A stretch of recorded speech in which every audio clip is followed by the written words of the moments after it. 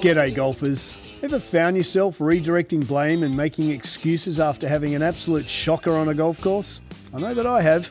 Range was closed, I was a little cold, didn't warm up, I hit it in those 3 old divots. Then we have the podcast for you. We focus on how to fundamentally own your swing. Strike it pure and consistently shoot in the 70s.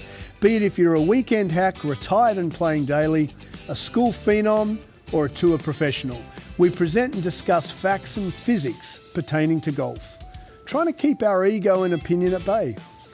We dispel myths such as keep your head down, bend your knees, or my all-time favourite, game improvement irons. So stop drinking that mythical Kool-Aid and have a sip of ours. I think you'll find it both inspiring and refreshing. I'm Scott Young, founder of Swing, PGA professional and ex-tour player. And together with physical therapist Dr. Sean Joyce, welcome to Pivot the Path. G'day golfers and good morning post the Open. Yeah, SJ. good morning everybody. How are you? Scotty, doing well? How's your week? How's your week started? Pretty good, just getting into it, but fun one rolling off of the Open. It's an awesome tournament. So much fun. British Open, the Open, however you want to say it. Now, how was your weekend? Where were you? Did you watch it? Around here? Yeah, so I watched, but on Sunday when the final round was going on, I was actually out playing golf. So nice. Caught pieces, I had it in my golf cart just playing so I could see what's going on.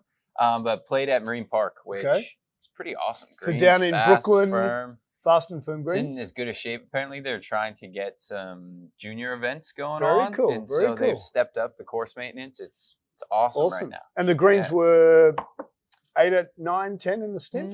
As fast as Trump that day? Pretty close. Oh, that's awesome. That's pretty really close. good. Maybe a tiny bit slower, but there's really a good little slow. range. So I don't think there was hardly a straight putt on the entire course. Oh, that's great. It was cool. And now we worked this week on getting your shoulders a little steeper. You got a little flat, therefore inside, therefore stuck, and I got to create room. Yep. So we worked on steepening the shoulder angle and feeling dead shut. And how was the ball flow? Really good. When I hit them well, really strong, nice draw. So you got that drawback. Just felt so much more solid. And just getting back to, golf, why do we do this podcast? So Sean and I can explain how to improve your golf game and get you down to scratch. So a week ago, you couldn't move it right to left. Yeah. And then we just worked on that face to path and you're good. Yeah. Yeah. And it's just wild how what does it feel like? Your game starts to change always, But to me, it just feels really exaggerated. Like my thought is at impact, my shoulders are pointing to 3 o'clock. If the target is 12, which isn't actually possible. Yeah. But that's the feeling. That's how much I have to exaggerate it to come from the inside. So it feels great when it goes well. I just need to stay the course. And like we were talking about, instead of jumping around to different, drills and stuff like that, I've got a couple thoughts. Yeah, keep it simple, Rep out guys. that backswing. I just, steep on the way back, dead shut at the top with the face and my wrists, and then swing to 3 o'clock. Feels dead shut, but it's actually pretty square. Yeah, we had a nice conversation with a new member yesterday, and he said, he only joined last week, and we had our first session again. Most of the pattern, he came outside 10, 11, 12. This kid was way outside. We got him inside about 3 degrees, and yesterday I was building some clubs, and he was practicing over here so I could watch him, and he was back outside 7 or 8. And then I said, Ev, you haven't watched your videos? He goes, no, I haven't watched your videos. I said, mate, you got to watch your videos because they explain how to get you. And then in 2 swings, he was back from the inside. And the point I'm trying to make, he said, but I've tweaked this and tweaked that. I watch YouTube. And I'm like, buddy, you've got all the answers on the videos, and the structure we have here at Swing with the swim noodle and whatnot, it works. But the human brain always wants to tweak and jig around and find a quick fix. There's no quick fixes in golf. There's no quick fixes in golf. Yeah, so just keep it simple. A drill or 2, rep that out. Same with, we're always talking about the things in the gym is you need to jump around and try every new thing. Yeah. Every time you work out, do a few of the same things, really master them, and then you can move on. We had group training yesterday. I said to Rosie when I got out of the car, my left glute med is on fire. And we had an 8-pound dumbbell, and that was it, just body weight. I am so sore at it, but in a really good way. Yeah. Really good way. So that's good. So I'm glad you're back. Yeah. So your feeling of steep shoulder, dead closed is actually square face. Your feeling of keeping your shoulders quiet at impact feels like if 12's the target, your shoulders are facing 3 o'clock, which is physically impossible, thereabouts. Yeah. And you got that butter drawback. Nice. Yeah.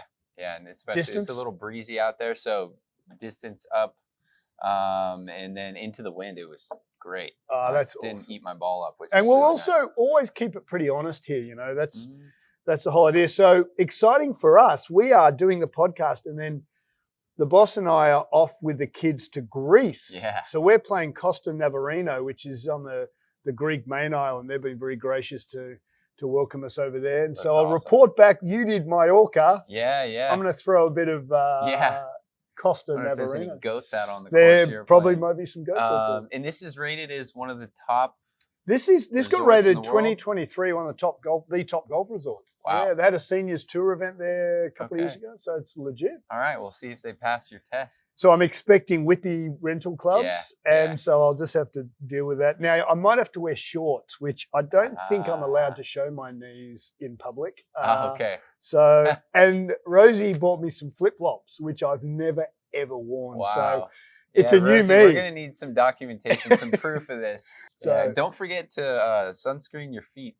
Yes, they're a little white. It's the worst thing in the world. My feet look like that. Yeah. Anyway, to bigger and better things, news from the fairways. LPGA Tour, we had the Dana Open in Ohio. Young chick won a second tour event. Channa T won a scene, and she's a Thai lady, and she crushed it. She's an up and coming. Wins. That's awesome. 2 wins. That's pretty good. Yeah. And then the main show. I mean, where do we start? The British Open. I still call it the British Open. Yeah. What an event. I absolutely love the British Open because it requires the person who wins to be mentally strong, period. Yeah. And 4 days in a row, there's going to be a roller coaster of different conditions. Yeah. Like Saturday, we saw, the crazy rain and the wind and all that. But you're going to have to really ride the waves and stick it through. What's your take of the whole week? I just find it fascinating to see all of the players we know, their game, and on the typical courses we see, they're now in such different situations, hitting different shots, golf your golf ball, different winds. When we were talking about Friday and Saturday when the wind was up a little bit higher, the guys who primarily play one ball flight struggle quite a bit more. Big time, yeah. Because the wind, if it's one direction all day and they're really struggling with fighting that certain direction, then it's really hard to score. So I think actually we're going to jump around here a little bit, but that's one thing that I was hoping to talk to all you guys about. There's two things that I fundamentally disagree with, and this is where swing's pretty powerful if we just plug swing here a little bit, in that we teach every single golfer in here, pretty well irrespective of handicap, you've got to be off about 15, 16 or below to shape it both ways. It's super simple. Lawrence on the back, the last day, round 4, Lawrence played his little cut, and the commentators kept on saying, the age-old discussion of do you play with the wind or do you play into the wind? And I fundamentally disagree with that. So I'm holding up our little book of notes here to the camera. So if I've got my little pad here and I've got my pencil on the very right-hand side of the green, I've always teach our guys in here and girls to move the ball from the big miss area of the green to the flag. So I've got my exercise book here, which explains basically where a flag is relative to a green. So I've got the pencil on the very right-hand side of the exercise book. So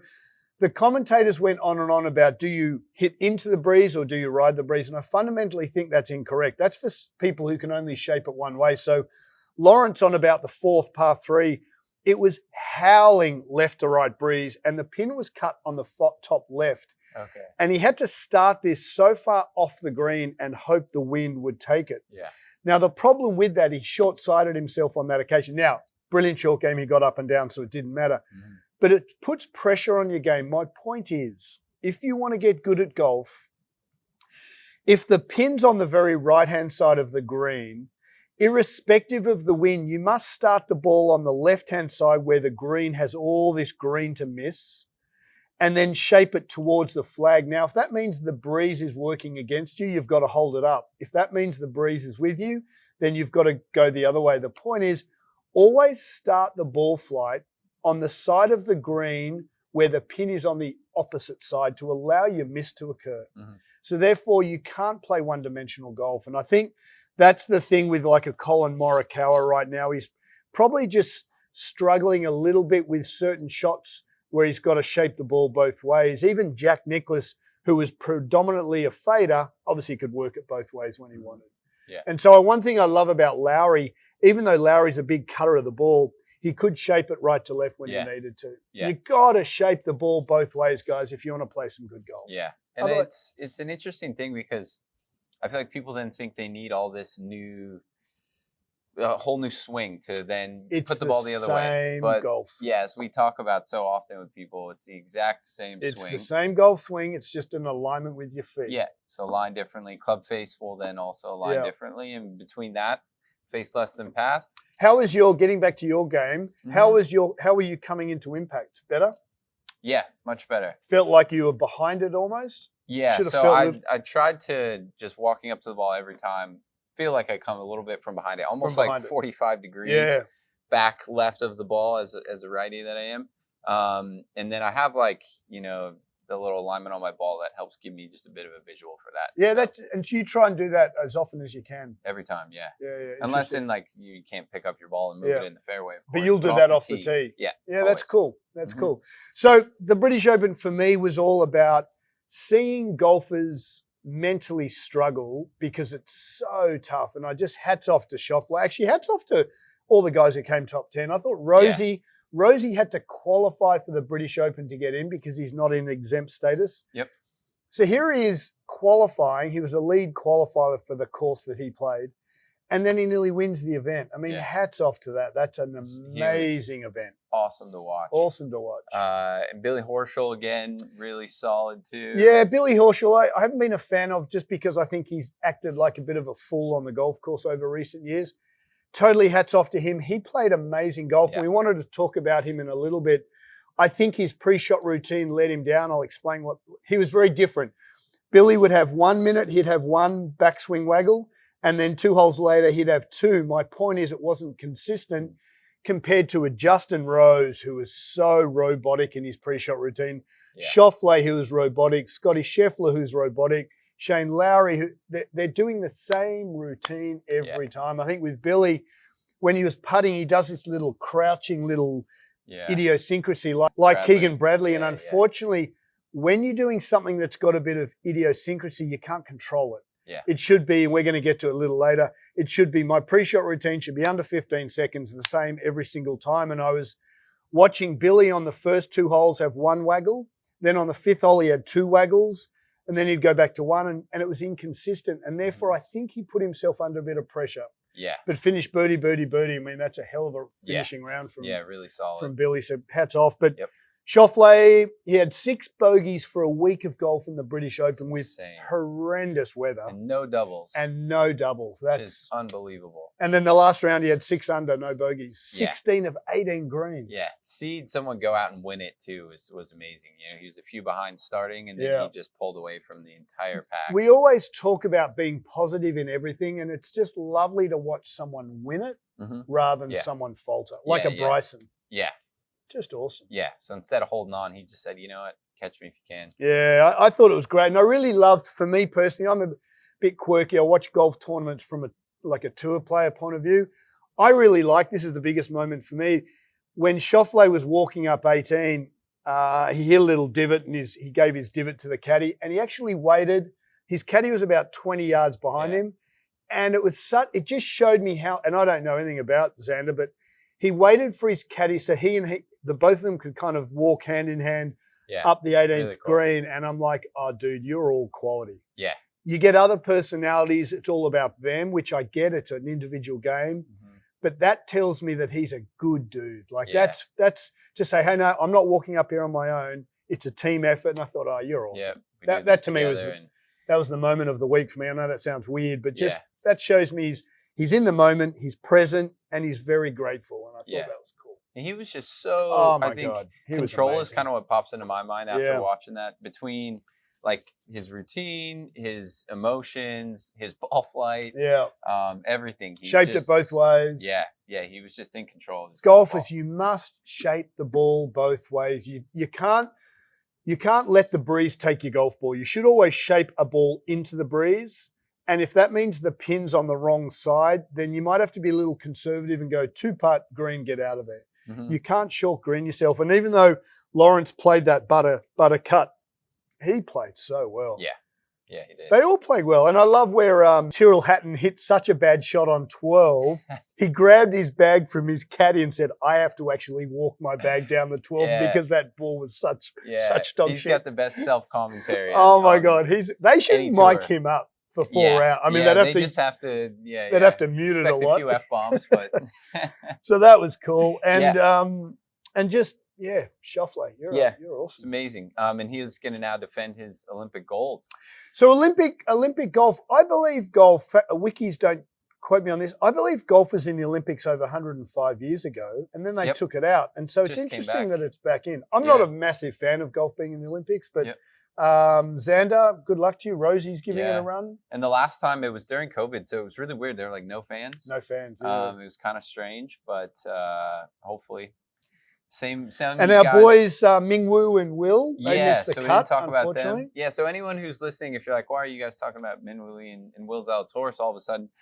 We've been following them every week, throughout the entire year. So just to give you guys an idea, when you watch the top of the leaderboards all the time, it just looks like everyone plays great every single time they play golf. But it's a roller coaster like the 4 days at the Open were. So both of them on a little bit of a low point here, didn't make the cut. I think Will is he's just kind of getting back after a little bit of injury, so he's going to be a little inconsistent. And poor old Rory, as we thought, was mentally all over the shop.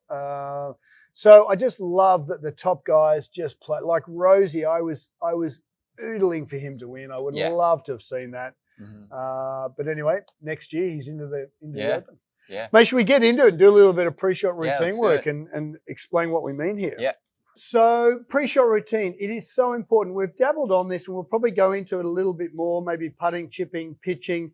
You should have a pre-shot routine for every kind of skill set. So driving, iron play, pitching, chipping, bunkers, putting, and then recovery shots. So I've got about 7 routines. So what I noticed with Horschel was that in the first 2 rounds, he'd have this practice swing once.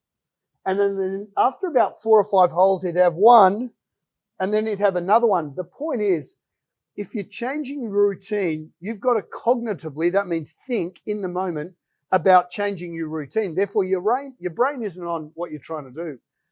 The whole idea of a pre-shot routine, it should be under 15 seconds, is that you're giving your brain a task. So your brain's not thinking, oh shit, I'm leading the British Open, or I've just made triple, or whatever it is. The pre-shot routine is to occupy the brain, to give it a purpose, so you don't let any negative thoughts come in, and your whole emphasis should be on feel of the shot. So mine looks like this. We'll do both of ours. If I'm coming in to hit a big draw, I'm coming in on this side. If I'm coming in to hit a big fade, I'm coming in on this side. Point is, I'm always going to walk into the target line, down the target line for the shot, not relative to the flag, for the shot. My pre-shot routine is, again, for me, it's logo on, switch on, and I've got even Colt doing this at 6, logo off, switch off. So logo on, switch on. I don't have much of a practice swing. I kind of get a feel for what I want. Big hook, little fade, and I just give my brain. I pick a spot, and I actually say this to myself, and my pre-shot routine is literally about 13 seconds. Face where I want the ball to start, stance square, splay left, tuck tailbone, right arm on, look at target, go. Okay?